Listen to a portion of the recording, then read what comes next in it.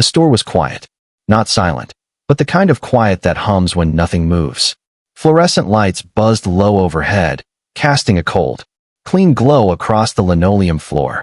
Cartwheels squeaked somewhere in the distance, but near aisle 4, time slowed. She stood there, small, still, and sure. Brown corduroy jacket. Pink sneakers with the soles worn down on one side. Maybe 7 years old. Maybe 8. One hand clutched a wrinkled dollar bill. The other held a carton of milk. Across from her, in a tailored navy suit, stood Malcolm Price. Real estate mogul. Worth over $40 million. He'd stopped for bottled water and was halfway to the checkout when he saw her. They locked eyes. "Excuse me, sir," she said quietly, without flinching. "I don't have enough today, but I will. One day. I promise I'll pay you back. No tears. No begging. Just a statement of fact. Like a contract written in heartbeats." He looked down, confused at first, then speechless. In that moment, nothing else in the world moved. Just a little girl, asking not for help, but for belief. And that's where this story begins. With one carton of milk, and a promise that would change 2 lives. Stay with us. What happened next, you won't forget. Malcolm Price stared down at her like he'd misheard. This wasn't a scam. This wasn't a hustle. Just a little girl, standing between the shelves of peanut butter and cereal, waiting for an answer, holding on to milk like it was the last good thing in the world. He didn't know what to say, but someone else did. "You shouldn't talk to strangers, sweetie," a voice chimed in from behind. Smooth, clipped. The kind of voice that never waits for an answer. It belonged to a tall woman with a pristine blazer and a basket full of organic snacks. She smiled at the girl like you smile at a dog that won't stop barking. "People like him don't have time for that," she said, glancing sideways at Malcolm. "Go ask the manager." The little girl didn't move, didn't blink, just whispered again, "I'll pay it back. One day." The woman huffed, turned to Malcolm. "You're not actually considering this, are you?" He didn't answer. Not yet. Because something in him had shifted. Something small, but unmistakable. Maybe it was the way she stood. Still. Proud. Or maybe it was the word promise that hit a little too close. Malcolm Price wasn't used to being caught off guard. He made his first million before 30. Deals, deadlines, development projects. He ruled boardrooms like a chess master. Every move calculated. Every risk weighed. But this wasn't in his playbook. He knelt down slowly. "I level now." The girl looked him straight in the eyes. "What's your name?" he asked. She hesitated. Not scared, just measuring him. "Amira." "Amira," he repeated, like tasting it out loud. "Why do you need the milk?" She swallowed hard. "For my baby brother," she said. "He's sick. Mama's working late. We ran out last night." The words landed heavy. No drama. No tears. Just facts. And Malcolm suddenly saw the gap between his world and hers. A man who owned a skyline, and a girl who just needed a half-gallon of 2%. "I'll take care of it," Malcolm said gently, reaching for his wallet. But Amira stepped back. "No, I'll owe you," she said firmly. "You have to let me pay you back." Malcolm blinked. This wasn't what he expected. Before he could speak again, the woman in the blazer let out a laugh, sharp and cold. "Oh, come on. She's 8. You think she's gonna write you a check someday?" She scoffed, shaking her head. Malcolm stood up, and that's when he noticed something else. The girl's shoes. Worn thin. A patchy spot on her sleeve. The way she kept her shoulders squared, as if holding up more than just a backpack. There was a kind of dignity in her posture. And Malcolm knew that kind of weight. He'd seen it before. Long ago, in the cracked mirror of his childhood bedroom in South Memphis. He was 9 when his dad walked out. 10 when his mom started working 2 shifts and leaving him to feed his little brother boxed mac and cheese. He remembered counting coins for milk. He remembered pretending it was fine. People think success scrubs the past away. It doesn't. It just buries it in cleaner clothes. "She said she's gonna pay me back," Malcolm said finally, turning to the woman. "So I believe her." He knelt again, this time pulling out a business card. "Here. This is me. If you ever need anything, milk, a job reference, college help, I want you to call this number." Amira stared at the card, then looked up at him with the same steady eyes. "You still want me to pay it back?" Malcolm smiled, soft but serious. "Yeah. One day. Just like you said." She nodded and tucked the card into her tiny coat pocket, careful not to bend it. Then she hugged the milk to her chest like it was sacred. "Thank you," she whispered. And just like that, she was gone. disappearing down the aisle, her pink sneakers tapping against the floor like tiny drum beats. Malcolm stood still for a long time after. The woman in the blazer had already rolled her eyes and wandered off. But he couldn't move. Not yet. Because for the first time in years, he felt something he hadn't felt in boardrooms or penthouses or rooftop meetings. Hope. Uncomplicated, quiet hope. That girl reminded him who he used to be. And who he still could be. Back at the checkout line, the cashier rang up his water bottles. "Cute kid," she said casually. "Yours?" Malcolm shook his head. "No. But she reminds me of someone." The cashier smiled and handed him the receipt. "Yeah? Who?" Malcolm paused. Looked down at the business card still in his hand. The one he'd meant to give to a client that morning, but handed to a child instead. "Someone I owe," he said softly. And in that quiet moment, something changed. Not in the world, but in one man. A seed planted. A promise made. A story just beginning. 10 years passed. The city changed. Buildings rose higher, streets got busier, and everything moved a little faster. But one thing stayed the same. Malcolm Price never forgot Amira. Her name was still written on the back of that same business card. He kept it tucked in his wallet, creased, faded, always there. He never got a call. Not a single message. Still, he waited. Until one crisp October afternoon, standing in the marble lobby of his downtown office tower, a young woman walked in. She wore black slacks, a tan sweater, and carried a worn leather folder close to her side. She didn't look nervous, just focused. "Can I help you?" the receptionist asked. "I'm here to see Mr. Malcolm Price," she said calmly. "Tell him Amira is here to repay him." The name stopped everything. Phone still rang. Elevators still dinged. But the world tilted just enough for the air to shift. The receptionist blinked. Do you have an appointment?" "No," she said, smiling gently. "But he'll know." Malcolm was in a meeting on the 26th floor when his assistant slipped in and handed him a note. Just one word. "Amira." He stood up before the assistant could finish the sentence. "Clear the rest of my day," he said. "Right now." He took the elevator himself, hands in his pockets, breath tight in his chest. And when the doors opened, there she was. Not a little girl anymore. Taller, stronger. But the eyes? Same ones. Sharp, steady, full of quiet fire. They stared at each other for a long second. Neither one rushed. Then Malcolm smiled. "You came." "I told you I would," she said. They sat in a small conference room. No lawyers. No staff. Just the two of them and the soft hum of the city below. She opened the folder and slid a paper across the table. "What's this?" he asked. "A check," she said. "For $3.27. Milk, plus 10 years of interest." Malcolm looked down at it and laughed, genuinely, like he hadn't in a long time. "You remembered the price?" "I went back to that store last week. They still have the same brand," she said with a proud grin. "Plus, I've been saving since I was 13. Malcolm stared at her, trying to wrap his mind around it. "What have you been doing all this time?" Amira leaned back in her chair. "I graduated early. Got a scholarship. Worked part-time at the public library and interned at a nonprofit that helps families get housing. I study finance now. I want to build something. Something that lasts."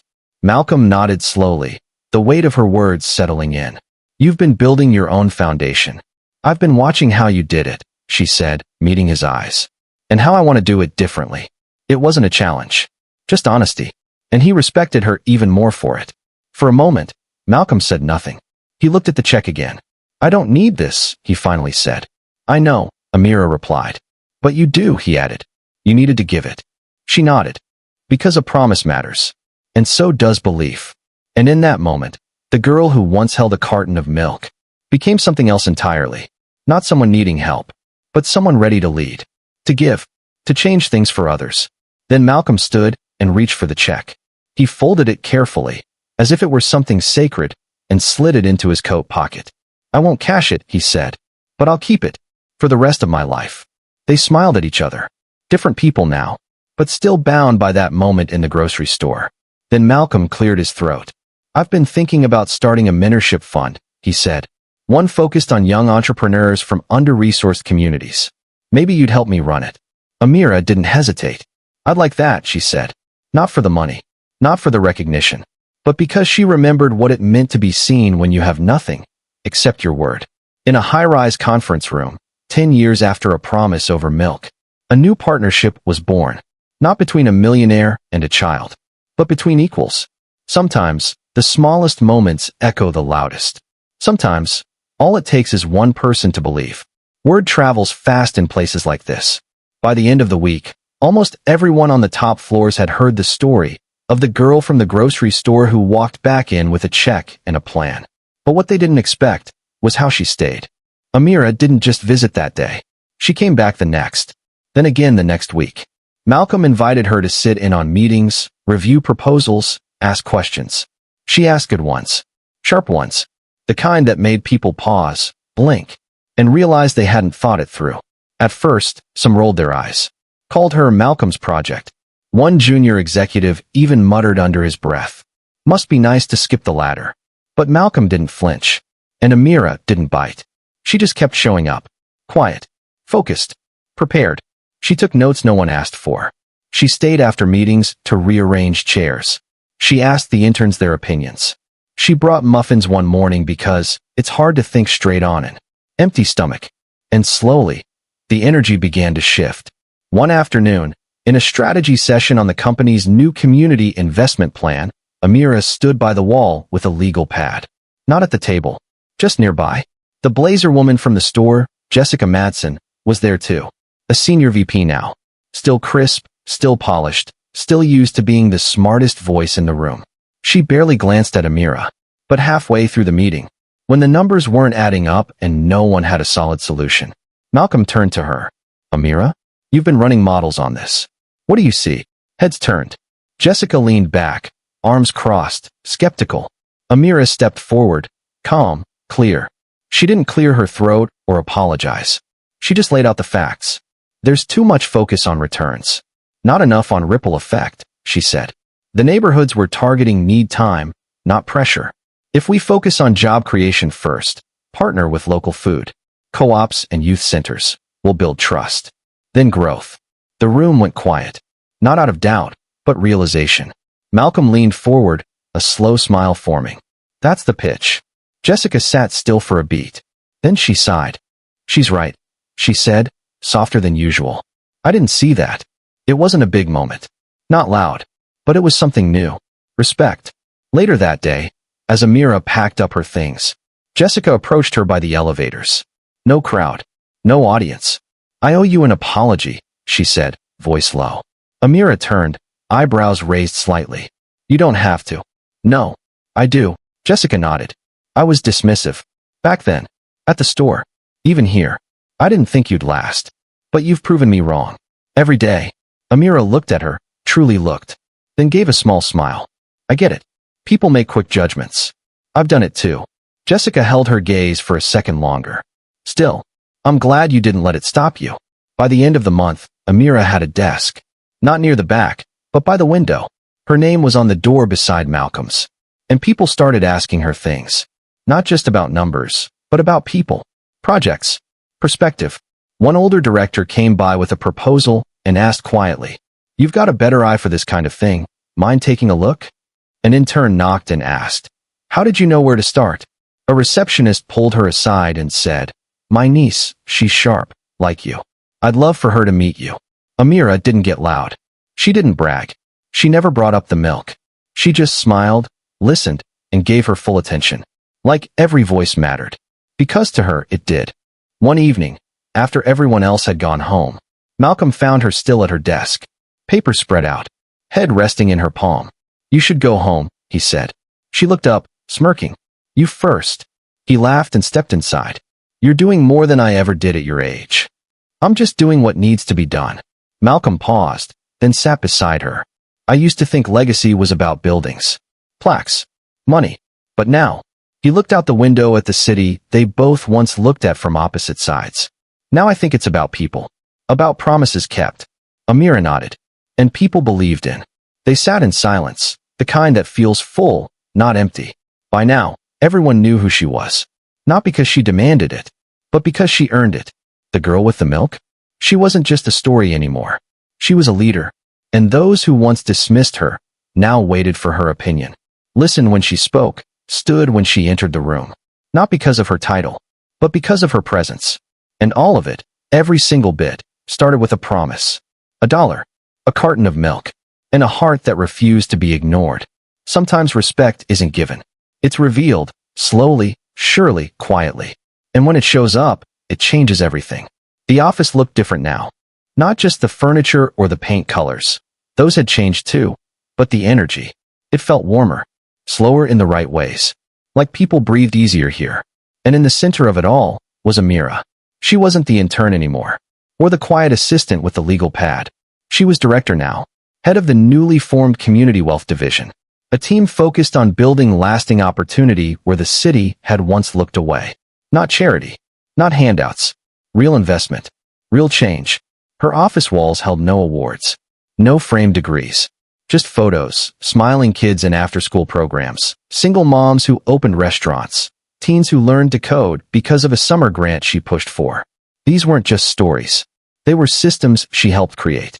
And the people knew it. On Thursday mornings, Amira hosted open-door hours. No appointment needed. Anyone could. Walk in, janitors, interns, vendors, volunteers. And they did. Sometimes they came for advice. Sometimes they just came to sit across from someone who actually listened. She didn't rush. Didn't look past them. Amira remembered what it felt like to need something small and be made to feel invisible. So now, no one in her presence ever felt small. One morning, a group of young high school students arrived for a mentorship tour. The company had started a paid internship pipeline under her leadership. First of its kind. The students, most of them from neighborhoods just like hers, stood wide-eyed at the glass elevators and clean hallways. Amira greeted them personally, clipboard in hand, sneakers on, hair pulled back. She walked them through the building, not just showing off conference rooms and coffee machines, but telling the stories behind every choice. This room used to be a private lounge, she said, pointing to a bright space with long tables and floor cushions. Now it's a study hub. College prep help after 4 p.m. The students nodded, some scribbling notes. Others just staring like they were seeing the future open in front of them. One girl lingered behind. She was quiet, just like Amira had been. Small jacket, big eyes. Amira slowed her pace until they walked side by side. "You doing okay?" she asked. The girl nodded, then whispered, "Do you really work here?" Amira smiled. "Yeah," she said. "I really do." The girl paused, glanced up. "I want it too. Someday." Amira reached into her bag and pulled out a card. Simple. Just her name, number, and the division title. She held it out gently. "Then I expect you to call me when you're ready." The girl took it like it was gold. Like it meant something. Because it did. Later that afternoon, Malcolm stopped by Amira's office. He didn't do that often anymore. Not because he wasn't involved, but because he didn't need to be. She had it handled. More than that, she had made something he never could. He leaned against the doorway, arms folded. "I watched that tour today," he said. "You've got them leaning in." Amira chuckled. "They're sharp." One of them asked if we recycle our old tech to local schools. I told him I'd bring it up. Malcolm smiled. "You're building something real here." Then he stepped forward, serious now. "I've been thinking, when I retire next year, I want to hand over more than just a title. I want you to have a seat on the board." Amira froze. He continued, "Not just for your work, but for your vision. You see the city for what it could be. And you make people believe in it, too." She nodded, quiet. "I'd be honored," she said. And she meant it. By year's end, Amira stood at the front of a packed auditorium. Not to talk about herself, but to launch something new. The Promise Fund. A youth-led grant program giving small but meaningful investments, $500, $1,000, $5,000, to young people with ideas that serve their communities. No essays. No resumes. Just a pitch and a purpose. Amira stepped up to the podium. The lights were warm on her face. In the front row sat her mother. Her baby brother, now a teenager, wearing a tie and beaming with pride. Next to them, Malcolm sat with a quiet smile, watching her take her place. Amira looked out at the crowd. Students, teachers, city leaders, neighbors. And for a moment, she didn't say a word. Just breathed. Then she began. "This started with milk," she said simply. "But it was never really about milk. It was about a promise. One I made to someone who believed in me. And one I made to myself." She didn't need to say more. Because they already felt it. The lights dimmed, applause filled the room. And something new took root that night. Not just hope, but structure. Not just belief, but direction. Amira didn't change the world overnight. She didn't need to. She changed it on purpose. One promise at a time. And now, others follow. Because once you've been seen, you see others differently. And when you keep your promise, you make space for others to dream. So they can grow up not just asking for milk, but giving it. Without needing to be asked. Have you ever made a small promise that changed everything? Maybe it was just, I'll be there. Maybe, like Amira, you kept your word when no one expected you to. This story reminds us, it's not the size of the promise, but the heart behind it. Who believed in you when you had nothing but hope? Or, who could you believe in today? Share your story in the comments. And if this moved you, share it with someone who needs to hear. They matter. They're not invisible. Subscribe for more videos. Thanks for watching. We're so glad you're here.